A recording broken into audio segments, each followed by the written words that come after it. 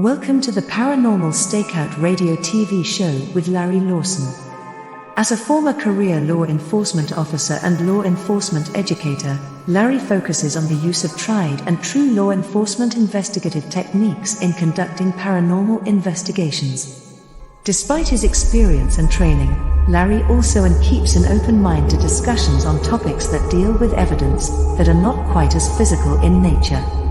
Paranormal Stakeout guests are professionals in the field of the paranormal and parapsychology, conducting the investigations and research needed to further the cause of paranormal study. Larry advocates an agenda of standardization of structure and training in the field of paranormal investigation and research for the purpose of one day being able to produce the evidence needed to convince a jury of the existence of the paranormal.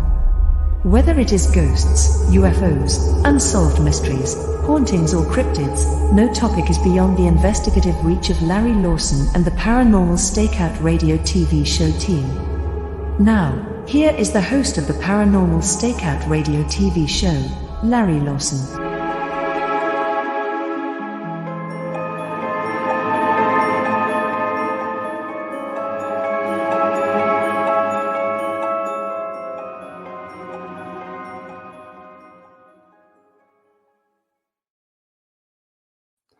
Good evening, everyone, and welcome back to Paranormal Stakeout. I'm your host, Larry Lawson, coming to you from our headquarters in beautiful Vero Beach, Florida. A couple of housekeeping things I want to get up front. If you're interested in finding out more about myself and my group, you can check us out on our Facebook at paranormalfbi.com and indianriverhauntings.com. You can also check out our YouTube site at Indian River Hauntings on YouTube and find out all the things that our group is involved with in our investigations.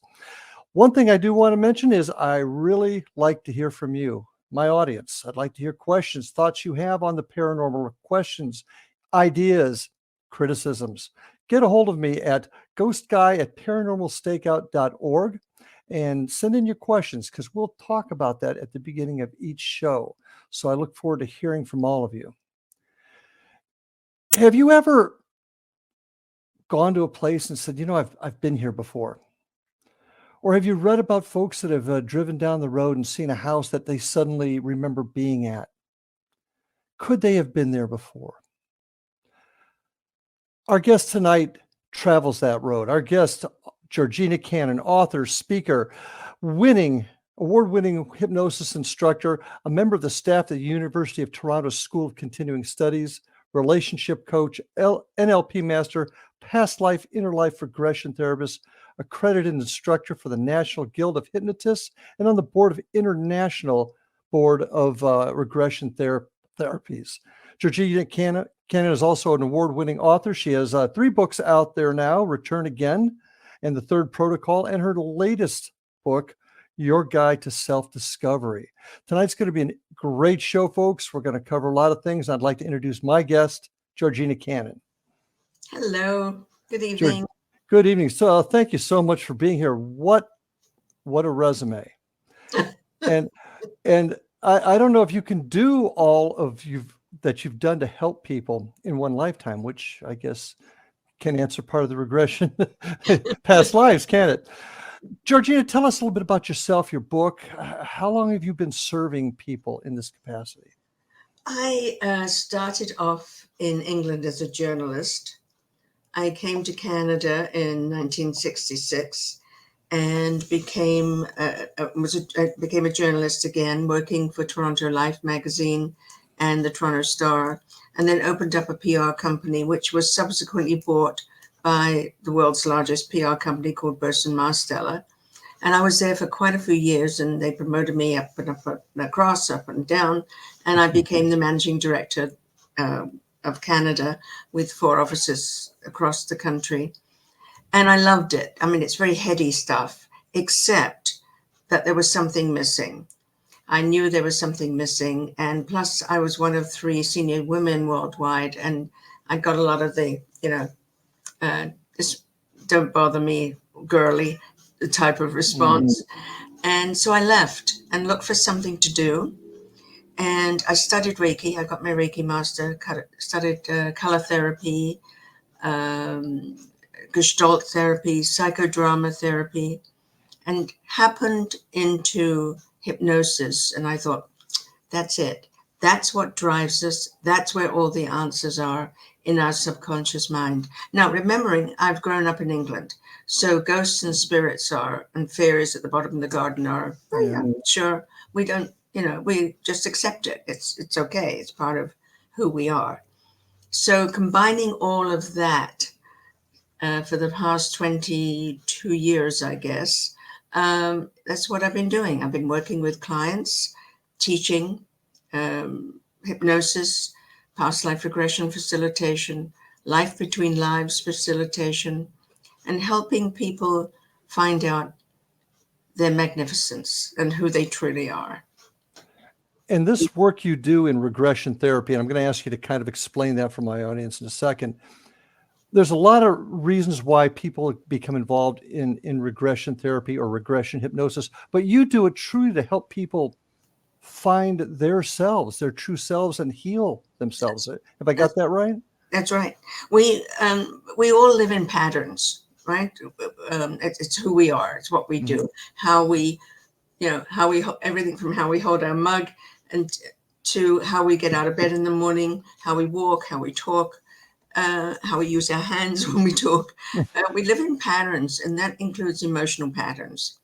So if we have a pattern or 2 or 10 that is not serving us well, maybe we brought it in from a past life. Maybe in other lives we were a victim and we came into this life being a victim. So how do we stop ourselves being a victim? If we were born into a family that's addicts or abusive, and as we grow up, we find ourselves always being victimized in our relationships. How do we get ourselves out of that? So one of the ways to do that, first of all, is recognize the pattern. Then you can do something about it. Then you can move from victim to hero in your life. Then you can actually make the change. Because until you know what it is you have to change, you can't really do anything. You don't know what you're looking for. So that's the work. So help me with this. And regression therapy, explain that to my audience so they have a clear understanding where you're at. Sure. I use hypnosis and put people into trance or lead people into trance, and they go back and they follow the soul. The soul takes you where it thinks you need to go. So they end up in another lifetime. They could be a different gender, different color, and certainly from a different country. And we go through 2 or sometimes 3 lives in a session, and they learn what was going on in that life and whether it was successful or not successful. And we see a pattern happening. So that's past life regression. Then once they've done that, if they so choose, we can do the life between lives, which is the space between lifetimes. It's where the soul goes home. So that's where they meet their soul circle. They open or go into the Akashic records, which is the history of the soul and the lifetimes and learnings. They go in the laboratory to learn how to manage their energy differently, maybe. Then they go in front of the council, the wise elders, who are not judgmental. They are encouraging, and they confirm or they answer questions about your current life so your soul can grow. And the most important part, which I think is sort of fun, is after the council, they go to the place of life choice. So they get to choose the body, and they find out why they've come in as a male or female or transgender or whatever in this particular color, because they have to fulfill their soul purpose. So they find out their soul purpose and why they chose that particular body to come into in this life. So for people who blame their parents for everything, it's a good understanding that in fact they chose this body and these parents so they could learn something. Interesting. So what I'm hearing is you are saying that we're going to keep doing this till we get it right almost. Yes. We're continuing to learn. Now, I've spoken to other mediums, psychics, folks that deal in the spiritual realm, and they've talked about almost like a collective conscious, Yes. where everything comes and goes from. Is that what you're describing? The collective, from my understanding, The collective consciousness is where all information is stored. And that's where mediums and psychics pull their information from. But that is also where, for instance, if you get a sudden urge to call someone you haven't spoken to for a while, and suddenly the phone buzzes and it's them on the other end of the phone, you've connected through the superconscious to them. You don't even realize it. So that also kind of ties into a belief that I've come to have over the years, synchronicity, that there is no coincidence. Everything is connected, and then there's a purpose. Would that fit into your philosophy at all? Sort of, kind of. I think everything's connected anyway. Well, like a tapestry, whether it's us and the trees or us and the animals or us and the earth we tread on. Everything's connected. We are all energy, and energy interconnects. And I see us like a tapestry that is woven together. And that's why if one is rotten or one is damaged, it damages all of us at some level. Mm-hmm. Does this tie in at all also? And I just kind of lost my train of thought there. My computer glitched on me a tad there. And dimensions, or let me back up. Let me back up a little bit there. Is there a finite number of times that a soul can regenerate to come back? Or I honestly don't know that, but I do know. Well, I don't know. I believe. Okay. It's very different. That not only do we have life on this earth, of course, the soul can come from other planets and other dimensions. And when I explain it to my clients, I tell them I believe this is where we see spirits and ghosts. It's almost like those billboards that turn around, and every time they turn around a bit, you get another picture. So that's what the dimensions are. So there's no real such thing as time. So when you hear people say time is all now, that's what they mean. Other things are happening in different dimensions. It's the same with interplanetary travel. It's the same with everything. So Einstein had it right with different dimensions, so to speak. I wouldn't argue with Einstein. No, I wouldn't. Can souls transfer not only between different humans but also animals? Is that possible? Oh yes. And when they do that in a past life, it's because that particular shape or animal that they've taken on, the soul's taken on, is there to teach them something. Mm-hmm. As an example, one of my clients was a well-known naturopathic doctor. And when I was working with him, I expected him to tell me what he was wearing on his feet and what he was wearing on his clothes. And he kept saying, I don't have any feet. I just don't have any feet. And I'm thinking, oh, great. Now what? Maybe he's, damaged in some way. It might be a child that's been brutalized or whatever. And he said, but I'm very hungry and I'm looking at that bird and I'm inching my way towards it. And it suddenly dawned on me that this is not what we call human. So I said, if you had to have a name, what would you say you are? And he said, I'm a snake. As if like, what's the matter with you? Don't you know?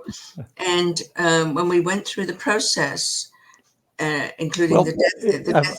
I hate to interrupt you, but we've got a first break coming up, Georgina. Okay. So folks, stay with us. Fascinating discussion. Stay with us. We'll be back right after these messages on Paranormal Stakeout. And we are back with my guest tonight. I'm the host. Back with my guest, Georgina Cannon, hypnotherapist and healer, I guess is a great way to put it with you. Now, you were in the process of finishing a story when I had to interrupt you for the break. That's okay. The snake kept climbing. It's all right. So you were working with an individual. You were working back into his past life, and you found out he was an animal. Yes. That was stalking another animal. Go ahead and finish that story. Okay, so he turned into this snake, and he was climbing up the tree too. He was hungry, and he saw this bird on a branch. When we did the leaving of that life, one of the questions I always ask is, what is the purpose of that life? And he went still in hypnosis, and the answer came that I had to learn to let go of my skin to grow and relearn. And for him, that was pretty profound because he was pretty rigid in his thinking and wouldn't look at new understandings or new learnings about anything, including relationships, which is one of the reasons he spoke to me and came to me. So that was quite a shock. So he said, do you really think that means something? And I said, well, I didn't make it up. And I doubt very much that you would have made it up. So maybe you do have to let go of that skin that you put on and uncover what's underneath and find out what really you need to learn or to have or to be or to do so that you can have healthy, loving, kind, generous relationships. The regression therapy, regression hypnosis that you use, success rate with your clients, are you able to help most of them, do you think? Most people. There are two sorts of people that it doesn't work with. One is that they get so excited that they keep sort of opening their eyes and saying, am I there yet? You know, it's like a kid at the back of the car. Or they've been up all night, they can't wait, and they're excited. The other, actually there's three types. And the other one is somebody who just can't be hypnotized, so they won't allow themselves to be hypnotized. Mm-hmm. And the third is the one that's determined to be something, determined to drive it the way they want to drive it and go where they want to go. I had a young woman who came in who was determined that she was Cleopatra. So, of course, when I put her into hypnosis, she went immediately into this film scenario. And I said to her, where are you? She said, well, I'm in the barge with my ladies in waiting. And she suddenly became very royal.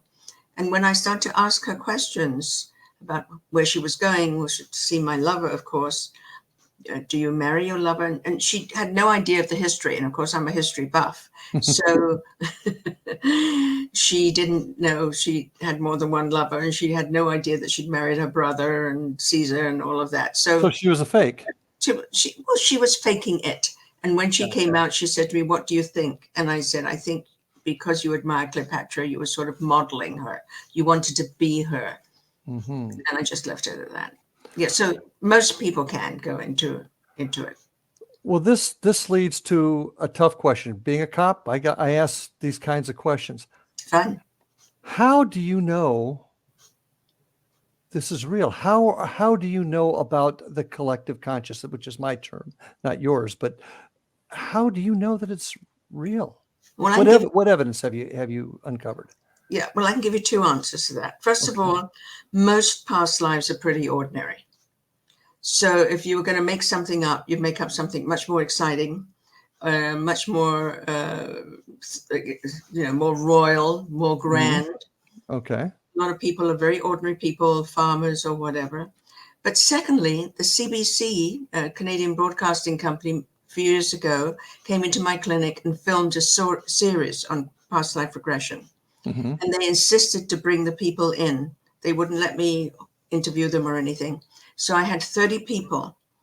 And out of those 30 people, I think it was 20 that went into a past life of some sort with cameras on them and sound equipment and everything. Of those, there were 10 that had good stories, which they verified with researchers. Okay. We got addresses, names, everything, dates. Historical research. Yeah. And then of those 10, 3 made it on screen because they were good stories. Yeah. So you've been able to trace their back history. Yes. To historical fact. Very, very important. Okay. Yes. And now, sometimes they give me dates. Like they'll say, well, I was a Jesuit priest and I was put on a ship and I had to go to this island and all I had was my cross, my Bible, and I had to make the natives Christian. Now we know that happened, but that person didn't necessarily know it. And I got the name of the ship and everything. Oh, yeah. That's fascinating. Yeah. I got to ask this. What's the most significant person you've uncovered during these sessions that you can tell? I mean, I don't want to breach any confidentiality, but there's been no one. Oh, yes, there has. An artist came to me years ago saying that she was stuck and she couldn't create anymore. She was a visual artist. And she went back, and she was on stage. And I said to her, "Oh, you're on stage. What is your name?" She said, "My name is Anna." I said, "Oh, and what do you do on stage?" "I'm a dancer." She got very sort of irritated with me. Mm-hmm. And cut a long, long story short, it turned out to be Anna Pavlova. And she gave me actual facts. And she gave me the names of her manager in Europe and in Russia, her agent in Europe that made her travel everywhere. Mm-hmm. And she was so shaken when she came out of hypnosis, because she didn't know anything about ballet at all. When she went home, she and her husband went to the library and they looked up Anna Pavlova. And when they went to Paris the following year, they went to the place where she's buried Mm-hmm. in the center of Paris and honored that tomb. Yeah, that's the most famous person I've had. And that's interesting. And the historical research is vital. Yes, I'm familiar. One story I'm familiar with was a young boy who remembered his past life as a pilot during the Second World War, yes, and they were able to trace that history. yes. So that was amazing. How have you ever experienced regression therapy? Have you ever Oh, yeah. yourself gone through that? Oh, yes, of course. I wouldn't do anything to a client I haven't done to myself. Okay. Okay. That's not fair. Yes, and I got rid of my migraines through hypnosis. Through Mhm. this process, I was taken back, and found myself as an old crone living in a cave just outside a village, and I was so old and poor that I smelled rotten like garbage. I smelled myself before I saw myself. And my job was to go down to the village and help the women give birth. Mhm. And that was it. When they remembered, they paid me with food. When they didn't remember, I just went without food. I was close to starvation most of the time. One day I was called down to the village, cut a very long story short. The baby died. It was breech, and the baby died, and the woman bled out.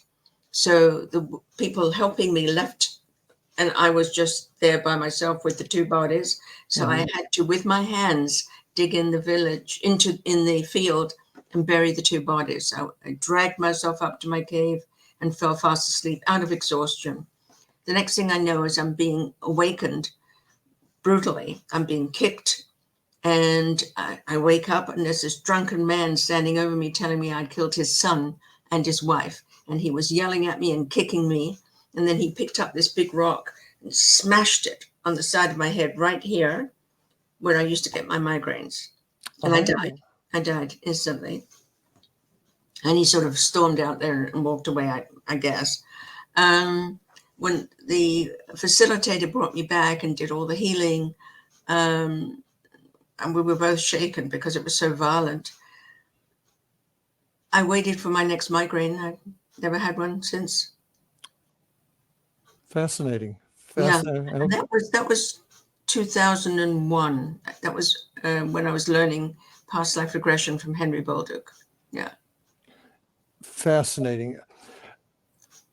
The How are you able to discern the different levels of dimensions, different levels of life? How were you able to come to the conclusion that that's what was happening? Does that make sense? The question: How were you able to prove to yourself that it occurred? Even if it's not real, Hmm. even if it's a metaphor that the mind is making up for you, Hmm. the mind or the soul is trying to tell you something that you need to learn. So when I first started this, the media used to say to me, it's bunkum. You're making this up. People make it up. And I said, what difference does it make? As long as they get the lesson and it's life changing for them, they get an aha, they get a revelation that tells them Hmm. that this is the way to go, or let that go and start with this, then what difference does it make? I know now from CBC, thank you, CBC, that you can prove it. It's not just my word. It's been proven. And not only me, but other facilitators too worldwide. I think there's ample evidence out there of folks. I mean, we talk about deja vu, as I mentioned during my opening, that Yeah. you've been here before, you've seen this before, you've experienced this before. So I agree. I guess what I'm trying to get at is, how is there a way to quantify this? Is there a way that we can physically show this to someone? Yes, you've got the word, the histories that you've been able to prove, but Georgina, there's always somebody out there that's going to say, hogwash, you got it off the internet or something. And I say, fine. I say, Okay. fine. Okay. No, really, I do. I say, fine. It's fine that you don't believe it. It's perfectly okay. You're entitled to not believe. But I know that energy exists. And I say to them sometimes, have you ever walked into a room of people, maybe you know or you don't know, but there's been a fight in there before. They've had an argument, and they're fine. On the surface, they're fine, but you feel it. That's energy. I get calls sometimes from real estate agents who have a hard time selling houses. And I go into the house because there's an energy there that doesn't want to leave. Or doesn't want, and you can't quantify that except that after I talk with it with my pendulum. Where's my pendulum? I either talk with my pendulum or with my heart and mouth and say, time to go home. Let's get you into the light. Speaking of time, we're about ready for our next break. This is going so fast. So stay with us, folks. Okay. Great conversation with Georgina Cannon. Stay with us. We'll be back right after these messages. Okay. And we are back on Paranormal Stakeout with my guest tonight, Georgina Cannon. What a fascinating discussion. You've helped so many people. In fact, it's my understanding you have helped at least one famous person, if memory serves. Is that correct?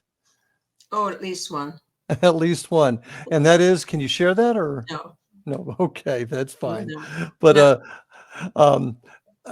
there's just so many people that you've helped. And I just find this entire topic of regression hypnosis interesting. I find the past life topic extremely interesting.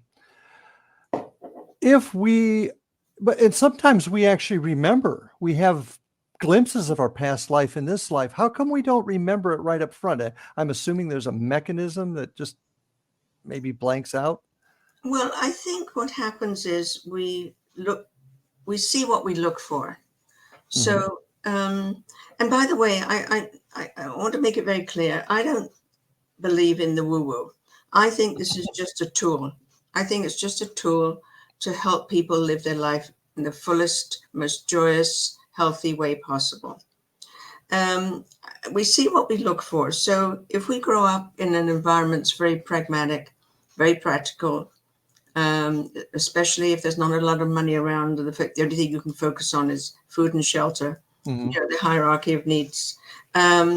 Or you grow up in a family that's purely academic, and there's no room for anything other than what is rigidly accepted, then you don't look for it. You don't even see it there. And it becomes something that others do. It's an others thing. It's like somebody who maybe is a concert pianist. Well, other people play the piano. That's fine. I'll listen to it if I want to, but I'm busy doing other things. I think that's what happens. Okay. But children remember past lives. Carol Bowman, who has written many books on children and past lives, a lot of kids remember before the age of 7, they'll say to their parent, I had another mother, or I used to live in that house, or before my skin was a different color. And parents will say, oh, yes, dear, yes, dear, of course you did. I had a client who told me that when he was very young, he used to play in his garden, and something would come from the sky and take him on a ride. He lived in Miami, and come from the sky and take him on a ride around the coast. And it was an ET taking him for a ride around the coast. And he went in and told his mom, and his mom said, sure, thinking he had an imaginary friend. Sure. And you've actually had a number of clients that have come to you talking or discussing contact with other beings. Yes, yes, indeed. And I don't personally work with that Right. anymore. I refer them to a colleague who does great work with Mhm. abductees, as it's Mhm. called. But yes, people who have either been taken while they're asleep or volunteered or out of pure curiosity offered themselves just to take the journey. There's a lot of fear around that whole idea of being taken. But what people don't realize is sometimes we ask to go on the journey. We let it be known that we're curious. We let it Mhm. be known that, sure, I'm here if you want. Take me. Yeah. It's allowing those things in. Yes. Now, our brain, from my limited uh, knowledge, has that tendency when something traumatic happens, it blocks it out. And I think that's another area where your therapy also comes in handy when the pain or the trauma of an event blocks it out, and then you can help them relive it. Remember, yes. The only time we can't do that is if they have been drugged so that it shuts down the memory. Hmm. We know the military does that, and we know that other people can do that. Or alcohol. Alcohol can shut down the memory as well.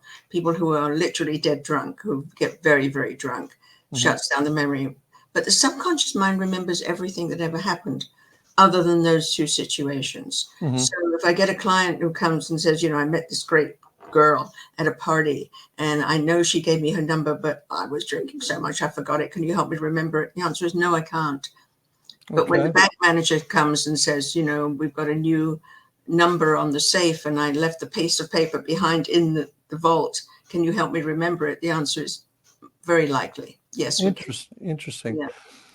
Now, during these sessions, and you're dealing with somebody that possibly has a past life, have you ever run into situations where the person has had a conscious memory of that past life and it's caused them any type of uh, anxiety or confusion or upset them?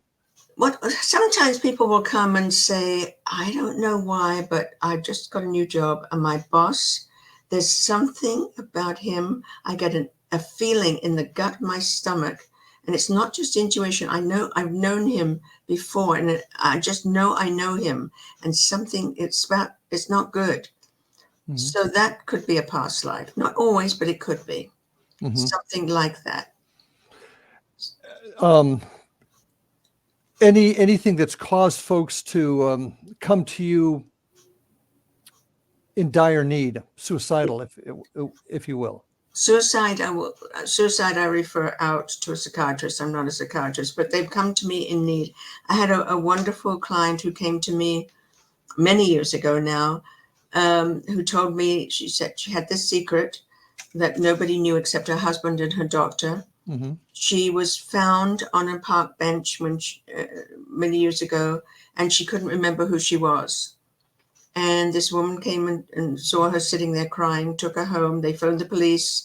They phoned everybody, and there'd been no accidents, nothing. She had some scratches on her body, but nothing. She got a job at the local dance class, being a teacher. She learned she loved to dance, and there she met her husband. She told him the story, and he used everything he knew. This is before the internet to trace her down. They used Interpol. They tried everything. They Hmm. couldn't find out who she was. Cut a long, long, long story short, she came to see me because she was having surgery, and she wanted to know. First of all, she wanted to feel safe, but she wanted to know if there's any way she could find out who she was before she had the surgery, just in case. So I regressed her back to age 12, and she suddenly brought herself out of hypnosis, and she was shaking. She said, I don't want to go there. I don't want to go there. So we stopped it, and I put her back into hypnosis and got her ready for surgery. A few weeks later, she came back and said that hypnosis really helped the healing. She had a pacemaker put in, if I remember rightly. And then she said, I really want to do this now. So I took her back into the womb. And when she got into the womb, and suddenly she brought herself out of hypnosis. She said, I know who I am. And I know I've got 3 brothers and 2 sisters, and I Oh, know wow. my name. And she ran out into the reception area and she said, I know my name and everything. So she and her husband left. And a few weeks later, I got a letter saying, Georgina, we're sending you this. They found that her family in the States and in London. Oh, and my. there was an email from her sister saying, we've been looking for you for years, and we're coming to Toronto to meet you. And they invited me to lunch, and they were like bookends. They both looked like each other. It was uncanny. Yes. So that was lovely. And that's the type of story that makes all of this worthwhile. Oh, it's all worthwhile, I tell you. Now, have you ever had to deal with somebody who had an accident, perhaps, and were unconscious and had amnesia from that accident? No, I haven't, and I don't know that I would take that again because I don't know about brain damage. I'm very cautious and stay very strictly within the guidelines about what I can and cannot achieve and do. I think it's only appropriate for the client. I suggest that they look for a psychiatrist or a psychologist that does hypnosis, because they will know. They will have the x-rays in front of them, and they will look and see if there's any brain damage. I don't touch that. Okay. Want to go back just a little bit. Now, I want to talk about your books here in just a few minutes. We're coming up on our next break, and I want to give you a full section to talk about your wonderful books. But I'm a paranormal guy. They call me the ghost guy. How do we connect what you're experiencing with people? And you mentioned this a little bit earlier. How do we connect people seeing the manifestation of an apparition with a past life? Is there a connection there at all? Well, I believe, and again, it's only my belief, I believe that ghosts and spirits are lost souls who haven't found their way home. Sometimes they attach to live bodies like you and I, and people that are moving around in 3 dimension. Other times they just get lost. So they need to find their way home. And they are souls. They are energy that are just there, that want to go home. They don't know what to do. A lot of times, particularly if you walk across memorial grounds or battlegrounds, you feel the energy there. Those are souls that died like that, and the soul is lost. In 9/11, when all that happened, all those souls, not many of them found their way home. There are a lot of people like me who went to help them find their way home.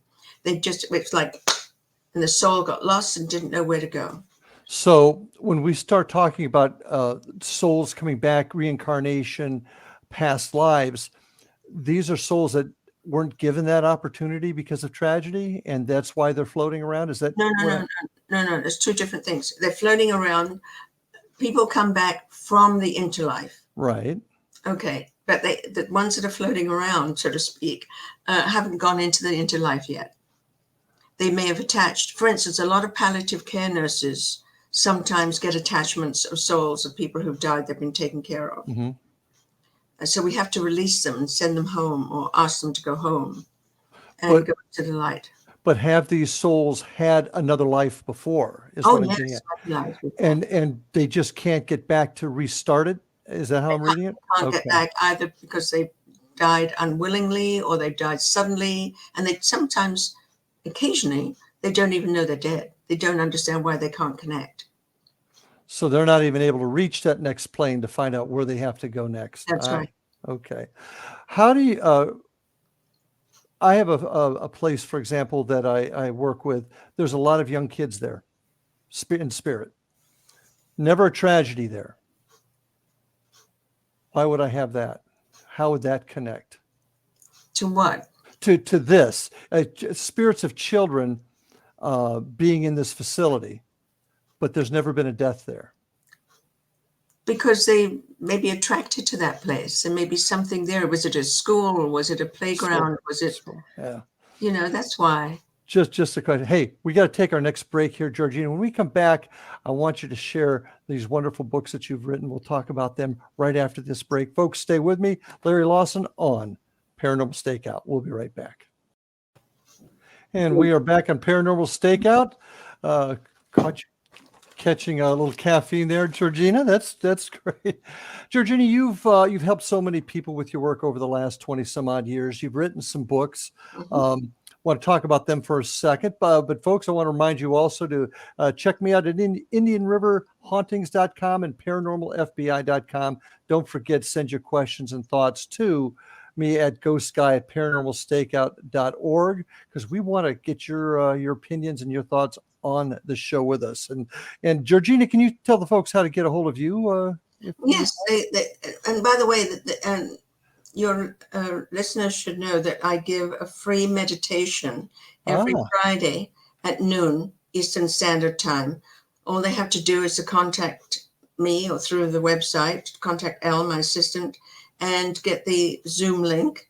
And it's there every Friday. There's different meditation every Friday at noon Eastern Standard Time. Yeah. And what are those websites? www.georginacannon.com. Very easy. Great. So folks, check that out. So you've written 3 books. The first one, Return Again, followed by The Third Protocol, there we go. And Return Again. And then your latest one. Yes. Our Guide to Self-Discovery. Yes. This is fun. I suddenly realized one day that since time began, people have always wanted to find out more about themselves. You know, the ancients used to cast stones or read smoke or whatever. And today we go to astrologers, we go to hand readers, we go to numerologists, we go to people who help us find our angels. So I decided to write a book and encourage other experts from around the field, around the world, because I know so many of them, to write a chapter. So the book literally is your guide to self-discovery, and every chapter is written by somebody expert in their field. For instance, numerology, David Shepard from England has written that chapter.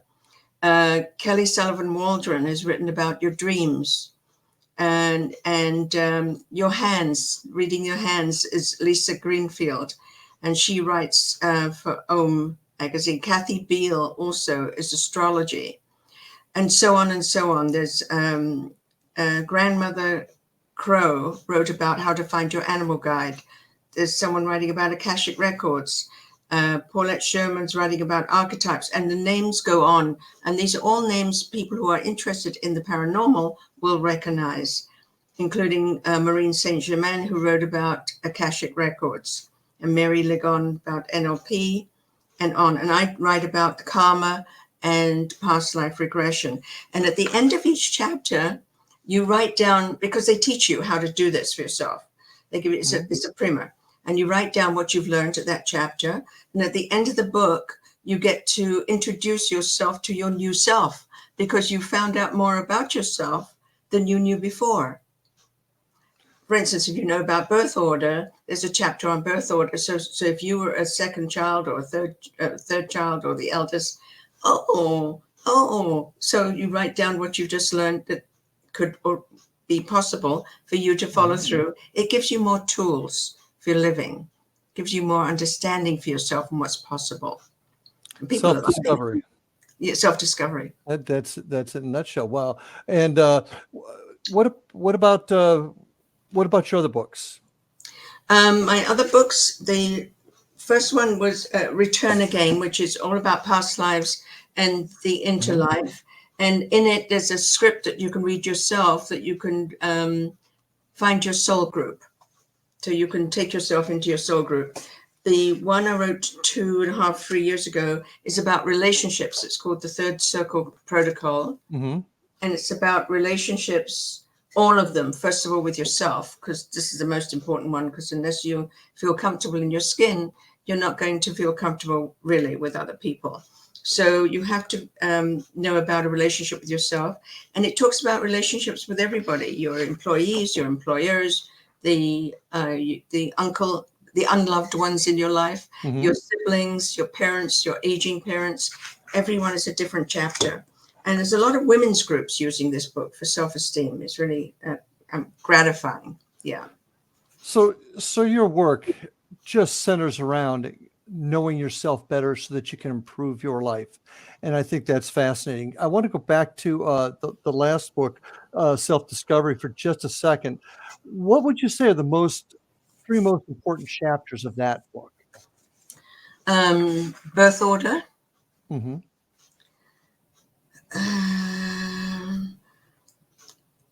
Knowing about where you stand, certainly past lives, because I'm a little biased that way. Okay. People who are interested in angels, it tells you how to meet your angels. Interesting. Because people talk about it, but they don't know how to connect or their guide. And this tells you how to do that. And how to, what your aura says, our energy field. Mm-hmm. How to look at your aura and see it, and what color is it, and what do those colors mean.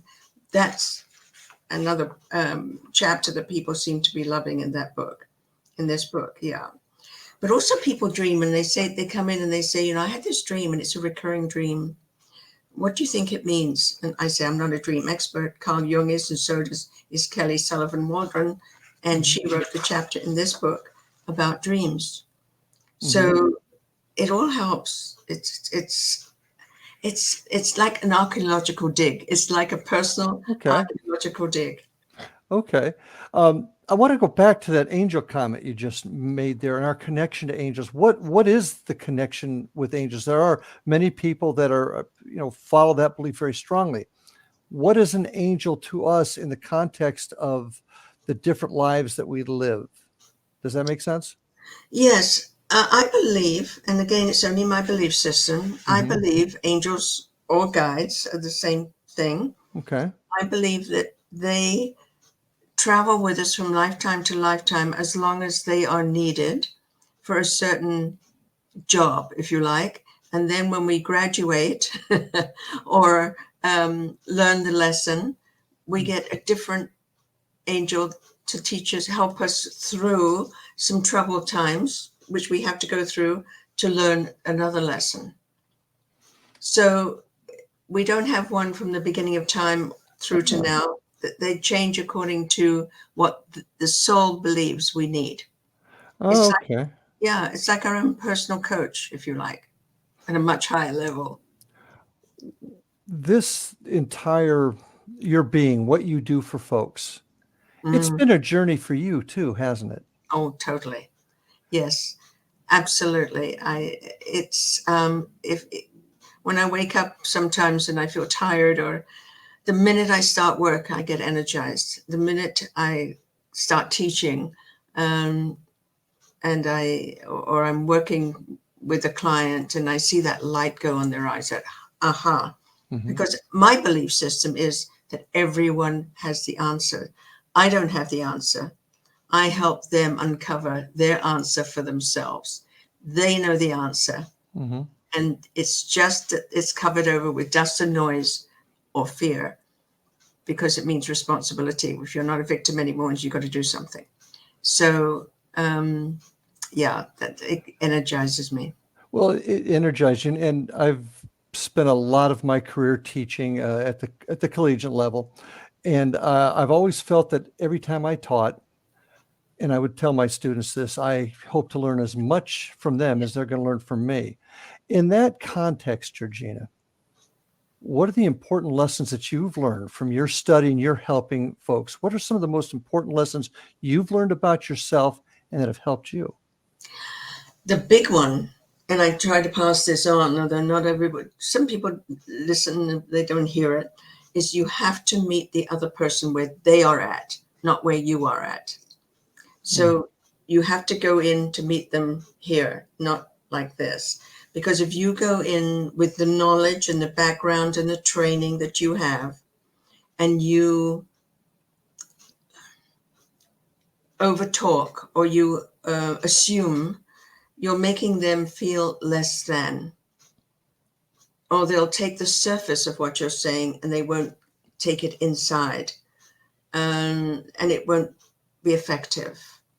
But what you don't want to do is to make people feel stupid. It doesn't matter whether you look smart or not. The whole point is that they have to feel smart. they have to feel that they've changed. It's not about us, me. It's about them. And that's one of the hardest things I have to teach my students, actually, because everybody thinks they know what the client should do. Mhm. Yes, yes. And how has that helped? How has that helped you personally, Georgina? Because you help others, you're more successful helping others when you better yourself. Yeah. Well, it's helped me become more thoughtful, and hopefully more allowing, because in the corporate world, I was pretty judgmental. I've been there. Yeah, I used to have this dream. I tell my husband, I have a dream that one day I'm going to be president of this company, and I'm going to have a desk that sits right at the far end of a room, and outside my door will be 2 stone lions, and people have to come through my door and walk across and to speak to me. Now, that was then. There's no way I'd do that now. I don't even have a desk in my office when I have an office. So people can, it's much more open. So we change. We become understanding that we are only a vessel. We're only the conduit through which this information flows. Mhm. I don't do it. It is being given through me. I don't want to make it sound too woo-woo, but it truly is. There are times I don't know what to say to the client, and I sit there and I say, please help, help, help, help, help, help, help. And I get the answer very clearly through my right ear. Yeah. How do you have any idea how many transitions you've made? No idea. I only know I've only done 3 myself, but I have no idea. No. Well, I think we're all developing, we're all evolving, and I don't think that there's any question that the work that you're doing is helping people evolve to that next step. In our last minute or so together, what would you like to tell my audience? What would you tell them to inspire them and to help them? You are so much more than you seem. And it's so important to connect with everything around you. And even when you're giving money to a homeless person, look them in the eye and connect with them. When you look at a tree or look at a flower, connect with it. I know it sounds a bit woo-woo, but if you really do that, it changes the whole rhythm of your being. You suddenly realize that your power isn't from you, it's from the collective. Understood. And with that, great words of wisdom. Thank you so much for being with us tonight, Georgina. Georgina Cannon, folks, thank you for joining us yourselves. Thank you for being with us. See you next week and stay safe. And until then, we'll see you on the other side. Have a good night.